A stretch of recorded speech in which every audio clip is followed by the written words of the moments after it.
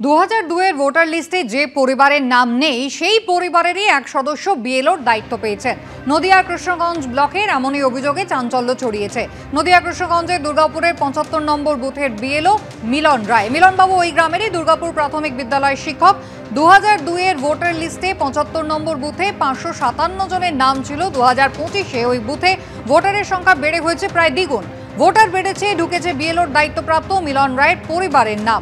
এই ব্লকে অনেকেরই 2002 সালের ভোটার লিস্টে নাম নেই। মিলন রায়ের এমনটাই দাবি। 2002 সালে আমাদের পরিবারের নাম নেই, কিন্তু 95 সালে আমাদের পরিবারের নাম ছিল এবং পরে সেই নামটা কীভাবে বাতিল হয়ে যায় সে আমাদের বাবা বেঁচে থাকলে হয়তো বলতে পারতেন। আপাতত 2002 সালের লিস্টেতে আমাদের পরিবারের নেই। বিডিও অফিসও জানে, তার জন্য আমি আগে অনেকবারই বিএলওর কাছ থেকে অব্যাহতি পাওয়ার জন্য অ্যাপ্লিকেশন করেছিলাম, তো আমাকে ছাড়েনি। তৃণমূলের গ্রাম পঞ্চায়েত প্রধান তিনি কিন্তু স্পষ্টই দাবি করছেন যে এই ব্যক্তি অর্থাৎ মিলন বাবু তিনি কিন্তু বিজেপি সক্রিয় কর্মী। অন্যদিকে পাল্টা বিজেপি দাবি করছে শাসক দলের কতটা ঘনিষ্ঠ, যার জন্য বিডিওকে বারবার বলা সত্ত্বেও এই একই কাজ তিনি করে চলেছেন। যতটুকু আমি জানি ওটা উনি বিজেপি করেন, বিজেপি দলের সমর্থক। তারপরেও আমরা এটা জানিয়েছিলাম, জানানোর পরেও সেই বিএলওকে বাদ দেওয়া যায়নি। উনি বিএলওর কাজটা করছেন। এইবার আমাদের একটা সংশয় থেকেই যাচ্ছে, যার নিজের নামটা 2002-এ নেই সে কি সার্ভে করবে আর কিভাবে করবে সেটা সবাই বুঝতেই পারছে কি হবে না হবে এই বিষয়টা নিয়ে।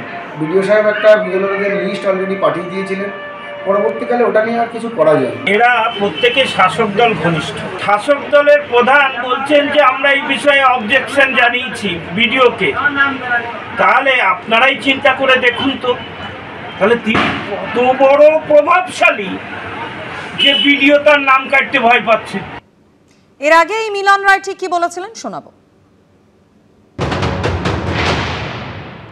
2002 সালে আমাদের পরিবারের নাম নেই, কিন্তু 95 সালে আমাদের পরিবারের নাম ছিল এবং পরে সেই নামটা কীভাবে বাতিল হয়ে যায় সে আমাদের বাবা বেঁচে থাকলে হয়তো বলতে পারতেন। আপাতত 2002 সালের লিস্টেতে আমাদের পরিবারের নেই। বিডিও অফিসও জানে, তার জন্য আমি আগে অনেকবারই বিএলওর কাছ থেকে অব্যাহতি পাওয়ার জন্য অ্যাপ্লিকেশন করেছিলাম, তো আমাকে ছাড়েনি। উত্তর 24 পরগনার হিঙ্গলগঞ্জে 100 নম্বর বুথে বাংলাদেশি ভোটারের হদিশ মিলল। এলাকাবাসীর দাবি ভোটার তালিকায় নাম থাকা সালাম গাজী আদতে বাংলাদেশের সাতক্ষীরার বাসিন্দা। অভিযোগ বাংলাদেশের আব্দুল সালাম গাজী এদেশে ঢুকে হয়ে গিয়েছিল সালাম গাজী, তৈরি করেছিল জাল আধার কার্ডও। আসল নাম আব্দুল সালাম গাজী, কিন্তু ভারতের ভোটার কার্ডে নাম বদলে হয়ে গেছে সালাম গাজী। নাম বদলে নাকি আধার কার্ডও বানিয়ে ফেলেছেন। উত্তর 24 পরগনার হিঙ্গলগঞ্জে এই ঘটনা সামনে এসেছে। আমরা বললাম যে এখানে বাড়ি না, বাংলাদেশে বাড়ি। হিঙ্গলগঞ্জ গ্রাম পঞ্চায়েতের 100 নম্বর বুথের ভোটার তালিকায় জলজল করছে সালাম গাজীর নাম, কিন্তু স্থানীয় সূত্রে দাবি সালাম গাজীর আসল নাম আব্দুল সালাম গাজী, আদতে বাংলাদেশের সাতক্ষীরার বাসিন্দা। কয়েক বছর আগে ভারতে আসেন তিনি। অভিযোগ এরপর নাম পরিবর্তন করে ভারতের ভোটার লিস্টে নাম তুলে নেন, বানিয়ে নেন আধার কার্ড। ও কাজের সূত্রে এখানে এসে এসে কোনো একজনের বাড়ি উঠেছে, সে তাকে বাবা বলে আর কি ভোটার, আমজাদ বাবা বলে ভোটার। কি চাইছেন কি আপনারা? এগুলো বাদ যাক, এই ভোটারগুলো বাদ যাক। থাকলে কি সমস্যা হবে? থাকলে আমাদেরই সমস্যা। বাংলাদেশের ভোট এখানে থাকবে কেন? ও তো বাংলাদেশি ছেলে, একটা এখন খোঁজ ও তো এখানে নেই, ও তো চলে গেছে। যারা ওই জায়গার মানে ভোটার তাদেরই ভয় লাগবে, তাদের তো চলে যেতে হবে, তারা তো প্রমাণ দেখাতে পারবে না। কিন্তু কি করে এদেশে ঢুকলেন আব্দুল সালাম গাজী? কিভাবেই বা নথিপত্র বানালেন? এক্ষেত্রে কি তাকে কেউ সাহায্য করেছিল? এসব নিয়েই শুরু হয়েছে রাজনৈতিক চাপানোতর। আব্দুল সালাম তিনি পয়সা দিয়ে কিছু টিএমসির নেতা পঞ্চায়েতের মাধ্যমে সব কাগজপত্র তৈরি করেছেন। এখানে তিনি বাস করছেন হিঙ্গলগঞ্জের উত্তর মুসলিম পাড়ায়। নাম পরিবর্তন করে তিনি হয়েছেন সালাম গাজী নামে। এইভাবে বর্ডার অঞ্চলে সব দিকে হাজার হাজার এই বাংলাদেশি অনুপ্রবেশকারী তৃণমূলের হাত ধরে ভারতীয় হয়েছে। আমি যেটুকু জানি ও প্রায় 30 বছরের উপরে এখানে এসছে। আমরা চাই না কখনো যে বাংলাদেশি লোক আমাদের ভারতীয় নাগরিক হিসেবে এখানে থাকুক। যারা এভাবে এসছে তারা মানে যাতে ভারতে না থাকতে পারে সেটা আমরা সবসময় নির্বাচন কমিশনের পাশে থাকব। স্থানীয় সূত্রে দাবি একা সালাম গাজীই নন, এলাকায় বাংলাদেশ থেকে ঢুকে পড়া এমন বেশ কিছু মানুষ রয়েছেন যারা ভারতের ভোটার তালিকায় নাম তুলে ফেলেছেন। ভোটার তালিকার বিশেষ সংশোধন শুরু হলে এদের চিহ্নিত করা সম্ভব হবে বলেই মনে করছেন অনেকে।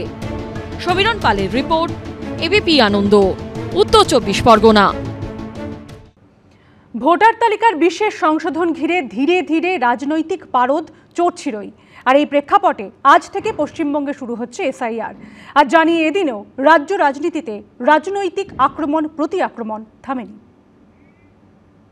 এসআইআর ঘিরে গত কয়েক সপ্তাহ ধরে উত্তপ্ত রাজ্য রাজনীতি। কেউ দাবি করেছেন এসআইআর করতে দেবেন না, কেউ বলেছেন এসআইআর ছাড়া ভোটই হবে না। অবশেষে শুরু হচ্ছে সেই এসআইআর। বাংলাদেশি মুসলিম অনুপ্রবেশকারীরা তাদের পছন্দের দল হচ্ছে তৃণমূল কংগ্রেস। এই বাংলাদেশি মুসলিম অনুপ্রবেশকারী এবং মৃত ভোটারদের ভোট অবৈধভাবে দিয়ে সুযোগ পাচ্ছিলেন, ক্ষতি তাদের হবে। তৃণমূল কংগ্রেস সাংগঠনিকভাবে কতটা প্রস্তুত বিজেপি ভোটের রেজাল্টটা বেরোলে হাড়ে হাড়ে বুঝতে পারবে। এসআইআর নিয়ে শুরু থেকেই চড়া সুর ছিল তৃণমূলের। মমতা বন্দ্যোপাধ্যায় থেকে অভিষেক বন্দ্যোপাধ্যায় একের পর এক হুঁশিয়ারি দিয়েছেন। बिहार में 40 लाखों का ज्यादा आदमी को नाम निकाल दिया और बंगाल में भी करने वाला है। अगर करेगा तो घेराव कर्मसूची करेंगे, पूरा घेराव होगा। বাংলা থেকে যদি এরা একটা মানুষের মৌলিক অধিকারও কাটতে চায় বা জোর জবরদস্তি গাজোয়ারি করে একটা মানুষের নামও এরা বাদ দেয়, তাহলে 1 লক্ষ বঙ্গবাসীকে নিয়ে দিল্লিতে বৃহত্তর আন্দোলন করে আমরা বাংলার ক্ষমতা কি, যাতে এই আন্দোলন সর্বাত্মক হয়, আমরা তার প্রমাণ এবং তার বাংলার ক্ষমতা তাদেরকে বুঝিয়ে দেব। কিন্তু জাতীয় নির্বাচন কমিশন এসআইআর-এর দিনক্ষণ ঘোষণার পর তাদের সুর কিছুটা হলেও নরম। নির্ভুল ভোটার তালিকা সেটা তো সর্বভারতীয় তৃণমূল কংগ্রেসই সবসময় চেয়ে এসেছে।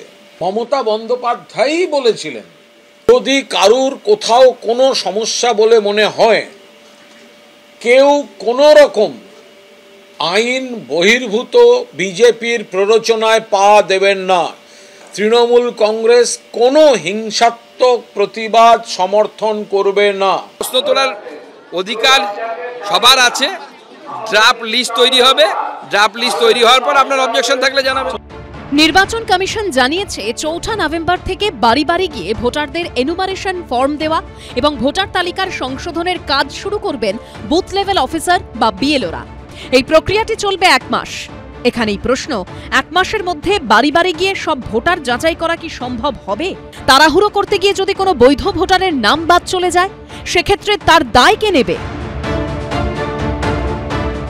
সব হচ্ছে আসলে নাগরিক সমাজকে ভীত সন্তুষ্ট করা। এসআইআর নিয়ে এই জন্য আগামীকাল সমবেত হব, বিক্ষোভ দেখাবো, জমায়েত করব এবং দাবি সনদ পেশ করব। অনুপ্রবেশকারীদের ভোটার লিস্টে অনুপ্রবেশকারী ঢুকে যাওয়া, এই তত্ত্ব প্রথম ভারতবর্ষের মানুষকে বুঝিয়েছিল বাংলার মুখ্যমন্ত্রী মমতা ব্যানার্জি। যদি অনুপ্রবেশকারী পশ্চিমবঙ্গে এসে ভোটার হয়ে যায়, রাজ্য সরকার দায়িত্ব, সেটা রাজ্য সরকার সেটা দেখবে। সব মিলিয়ে এসআইআর শুরুর আগেই এ নিয়ে পশ্চিমবঙ্গের রাজনৈতিক মাটি তপ্ত হয়ে উঠেছে। অর্ণব মুখোপাধ্যায়, পার্থপ্রতিম ঘোষ ও উজ্জ্বল মুখোপাধ্যায়ের রিপোর্ট, এবিপি আনন্দ।